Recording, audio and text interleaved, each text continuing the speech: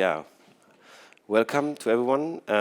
I will today just try to inspire or inform all of you what the medium is about, where it's coming from, where it's heading, and what was my journey into this, and where I believe is a gap of knowledge and how I maybe can be of use to bridge this gap. So I will just jump in.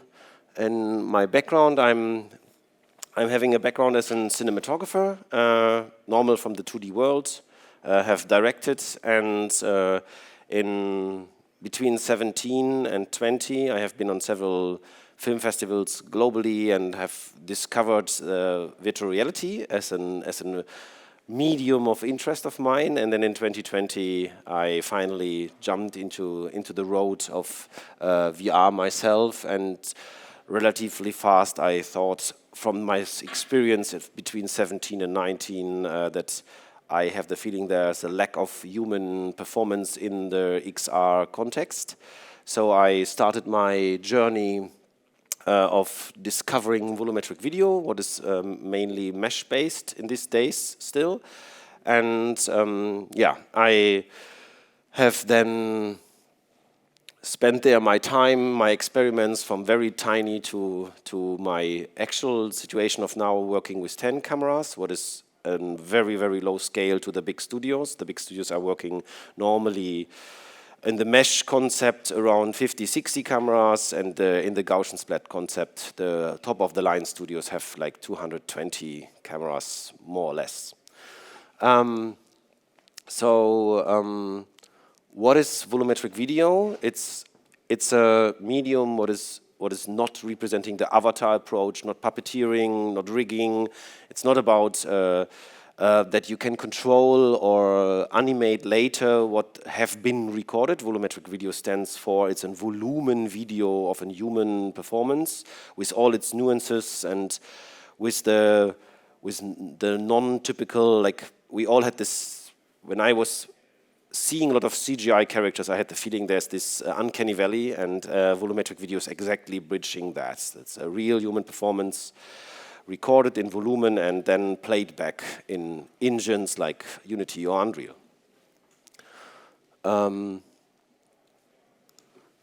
So, as I come from the cinema background and context, I am more seeing volumetric video as a real recording format, not as a feed or that it's a source for VFX post-pro work, what is mainly happening in our industry actually. As I'm not a major studio with a major monster setup, I'm more or less working in the mid-segment or in the more tinier segment where actually I try to guide my clients or creative collaborators that there is actually a chance to light finally the recording asset, as I'm working with a German recording software, and I will mention this in some slides, where I can actually record in absolutely darkness and light up the volumetric video mesh texture even with a candle. So I can actually really light what is then in the end put in the engine. So every fabric, every skin reflection, what you see on the asset is actually real light reflection in compare what the most of the bigger studios are doing, that they are lighting it bright and soft and flat, and then it is to be relighted. I come more from the cinematography background, and I believe that my kind of clients, they put me in the very end of the recording line, and then I can really prepare them that they have a prep asset in the positioning in the game engine, and then in the end, when it's really about everything is done, then we are going for the recording, and I can already pre-light the asset in the way how it's to be lit in the final product. And then they put it as an unlit asset inside, and we are avoiding more post-production workflows. I wanted to touch the topic of rigging. As I mentioned before, volumetric video is for my kind of ethic approach, not a medium where you rig and puppeteer, but rigging is still an issue and a topic as when you want to you want that the volumetric video asset is actually interacting with something. It's a collider, or it's, for example, I had in this previous shot a light in my hand, and I wanted to rebuild it in Unity, in Unreal. And then I was like, okay, I had this light. I have to now put a digital light in Unreal on the position of the light in my hand, and I tried to really follow the position of the light in the 30 FPS asset, and it was kind of impossible. So a rigging becomes useful if you want to have haptical interaction with assets. Then you can rig a volumetric recorded video, and then you can add there a light in the hand, and actually the light can be reflected in the engine. So you have the real light of the light on the volumetric asset, but you have the engine light on the wall of the virtual environment to bring these both worlds together. So yeah, this slide. I'm kind of fast, I see. I'm rushing a little bit. I'm used to have a little bit less time to talk, but maybe I can involve you all later when we are reaching the end of my tiny presentation. So we go on to this. So in my indie approach, I have been witnessing, I somehow worked with nearly all available software solutions for this kind of home volumetric studio approach. There have been in the past EFEF, there was DepKit, DepKit would have been bought by Evercoast. There is a new player from Germany, Scanned Reality, what I'm using at the moment, by a genius man who programmed the entire program by himself. There is a French company called the Touch Factory. They are developing still on their software. There's a Greek software in development. There are several solutions out there, and all of them, the major task is to match the cameras properly. It's an essential thing when you're not aware of the recording format or of the medium. The most important is the proper matching of the cameras and, of course, the texture blending. So we see here in the very right corner, we see like EFEF in the very beginning with 2 cameras. This developed to multicam EFEF recording. This went to DepKit approach, how they are having promoted in their studio tutorial, and then it's an alternative version of how I do now with Scanned Reality. But by now, actually, I'm even working like in the big studios within kind of a cube where has markers on all the sides when it comes to mesh recording, because I will touch as well the topic of where the industry is heading. The industry is heading to Gaussian splatting. As we all know, photogrammetry is kind of an old shoe, and the Gaussian splatting is the new hype word in the industry. And of course, Gaussian splatting became a topic for volumetric recording as well. So it's the 4D GS called, like where 4D stands then 3D asset plus the dimension of time. So it's in 3D. It's an asset container or asset folder of a lot of 3D assets. That's the approach how the Gaussian player assets have to approach the playback in compared to the mesh as a mesh approach. The mesh approach is mostly from the different companies and different software solutions and kind of an in-house format, what everyone does his own approach to, and then you have to rely on that the in-house format is compatible in your game engine of choice. So there is a major company what is kind of globally the onlyest one for a more advanced post-production. They are called Actorus, and their software is called HoloLight. They have one of the onlyest hyper-performative compression methods for multi-asset use mesh approach. It's called the accelerated AVV. I don't have the termina entirely in my head now, but they can play this if you decide with me or with some other creator to go this road of the holo edits, and you go for this hyper compression standard, you can have up to 100 assets in one scene. That's their promotional selling factor, what is absolutely unique in compared to every other offer on the market. Like I have run scan reality assets like up to 3 on Quest 1 standalone. It's already impressive, so the compression is there, and we will come to the from my point of view, really well done compression method of the scanned reality.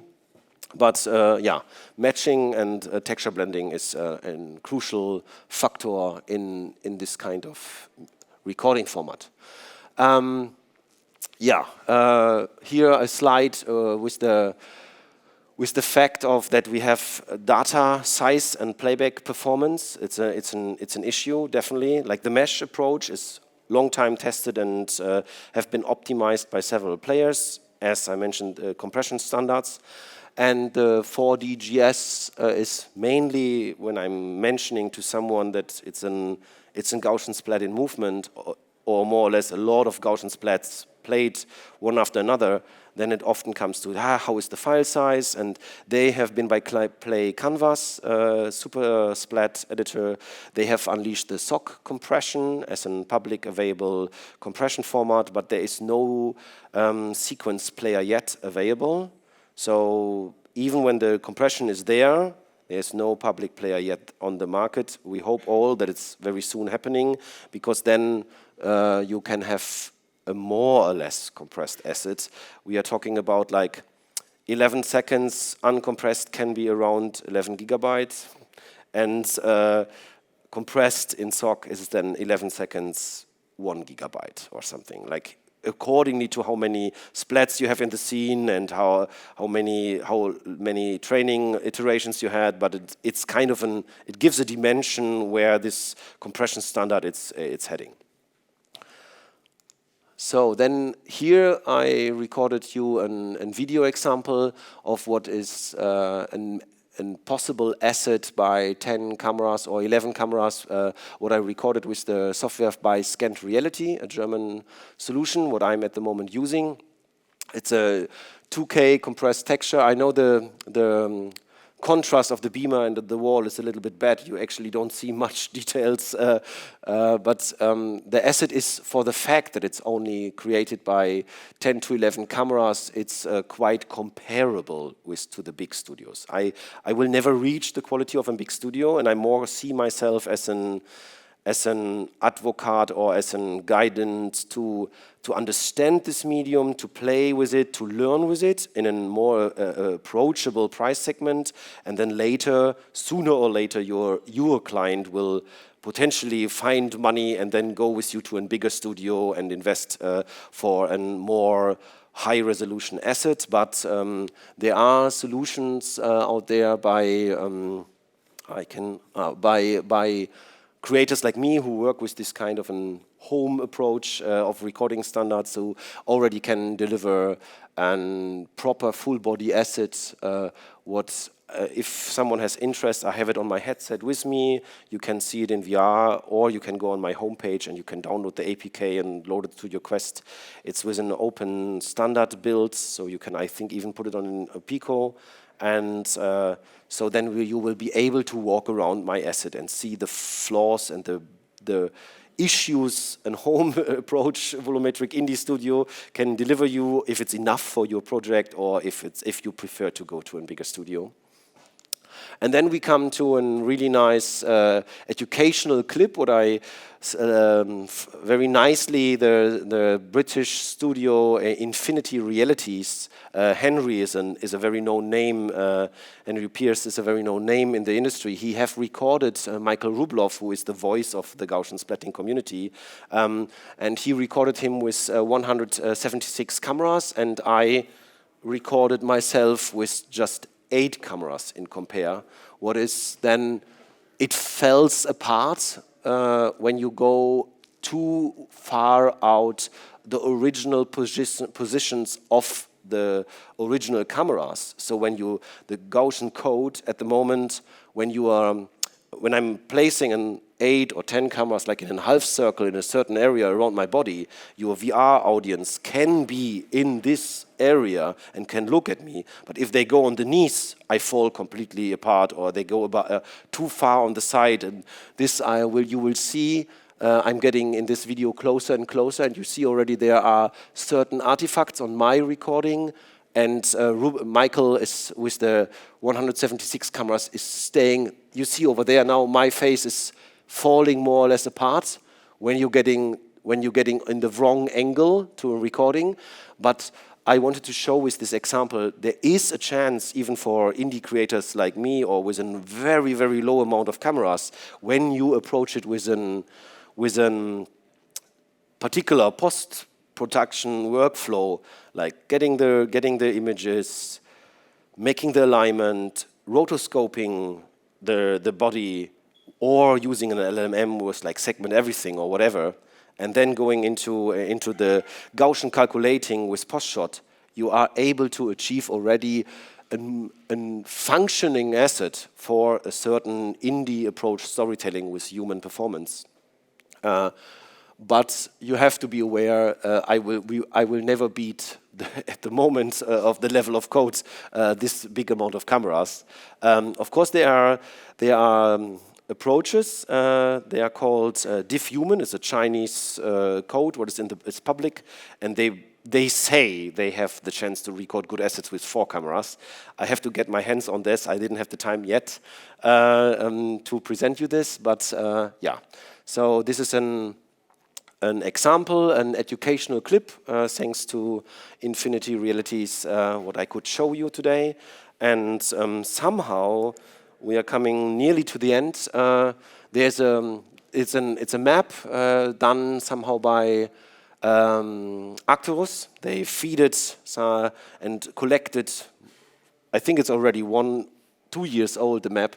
They feed it the volumetric studios around the world into a Google Sheet, and there have been a prediction that the volumetric market will rise to nearly $20 billion only on the US market.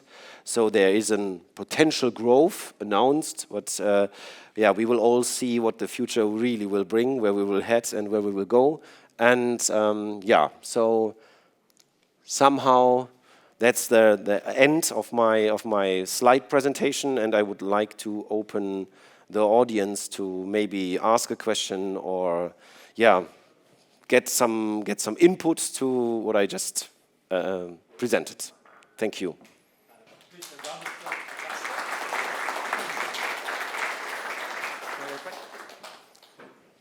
Hi, I was just wondering what capture size can you get with your so my home rig, I having more or less a recording area. What is like this black? It's like this. Like this, I can. The sensors are around 1.5 meters away of me to get me full body, and then I can move in this, and I'm staying properly aligned, assembled, and don't fall apart in the mesh approach. In the Gaussian approach, I can potentially get like at least half a meter in all directions more, but it's limited. Like as the cameras in the Gaussian approach, when they go too far away of each other, then you are coming too easy into the unnice area where actually you fall apart. So if it comes to this kind of a micro amount of cameras, you have to consider the distance between the cameras, that you stay solid for a nice receivable product. Hi, thank you very much. I have 2 quick questions. One is technical, and it's basically, I wanted to know if you are able to process the Gaussian splatting locally, or if you had to use I do it locally. Okay. Locally, but I have to say and unleash the secret. It's really compute intense. Like I'm having scripts written with AI. Yeah, I have all this automatized. But my private home approach of Gaussian splats, I would not offer it yet as a service before I do a decent hardware update. my hardware was very well assembled for the mesh approach, and I can do a 1 minute mesh with scanned reality like in 20, 30 minutes. And so this is really quick in compared to the past of the big studios. But the Gaussians, I did in 11 seconds recording, and I have a scripted scanned reality process. Before I have a very fast ordering the data, and then it comes to doing the script's scanned reality thing. Then rotoscoping takes per this 11 seconds around 5 minutes per frame per camera, and then it was 17 hours for this 11 seconds on my mesh hardware. So I wouldn't offer yet to a wider audience to like, oh yes, I can be the solution for you for an 4D Gaussian splat acid shooting that I'm giving you. We will do 4 minutes or 5 minutes for your project. I would do a decent update then before, and we have to then find a way where the budgeting for this would lie. I approached this somehow to unleash the knowledge to the wide audience that it is possible, but it is compute intense. Okay, thank you. And a very quick question it's more about the industry. You mentioned that you managed to put some of these assets on a Quest 3, and I think you mentioned 3. Even Quest 1. Okay, thanks. But I was wondering, where do you see the application for this kind of content? I always struggle to marvelous question. So applications from my point of view are, of course, use cases are a lot. Like there is Grazia, what is approaching fashion industry. There is Soapbox, who is approaching music performers, in kind of micro concerts stuff. I normally focus more on museums, location-based entertainment, augmented reality castings. That is actually per mobile phone to be consumed. But then you need a kind of an 8-wall concept, what is now cancelled, and so we have use cases for computer gaming industry. There was 2 years ago a Dutch company who did 7-guest VR, and they took the video. It was a reboot of an old game, and they rebooted it in VR, and they brought the video sequences in the engine where you have been as a gamer. And it was quite interesting experiment for me because I, in general, enjoyed that the assets have been there and that I could see them volumetrically in the scene. But I observed myself like, so I have a real assemble of actors and they're acting in front of you and you are able to walk everywhere. But actually, in the moment they are starting to speak, you are standing still and you don't move any longer because you are, as a human, you are coded. Like there's a conversation between two people and then you're like, actually you're standing and you're looking left and right. So there's a question of how to use volumetric recording assets in storytelling that you have a benefit. And I'm mostly using the example like to underline it even more. There is the movie with Bill Murray, this Christmas Carol, like with the ghost of the Christmas past and the ghost of the Christmas past and the ghost of the Christmas present and so on. And the ghost of the Christmas present bring Bill Murray to his brother at home, and they are there in the scene. The brother has friends invited to Christmas, and Bill is as a ghost with the ghost in this scene, not visible. The actors act that he's not there.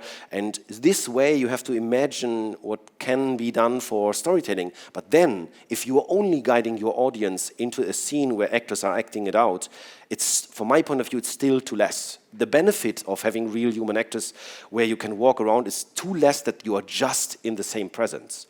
I believe that the factor that you can actually freeze the asset, wind it back, bring it again, and you can play with the fact if you have a murder investigation story in your VR experience and there's someone is doing something, hiding something or whatever, and then you have a moderator volumetric asset with you who's like, okay, you have seen the scene.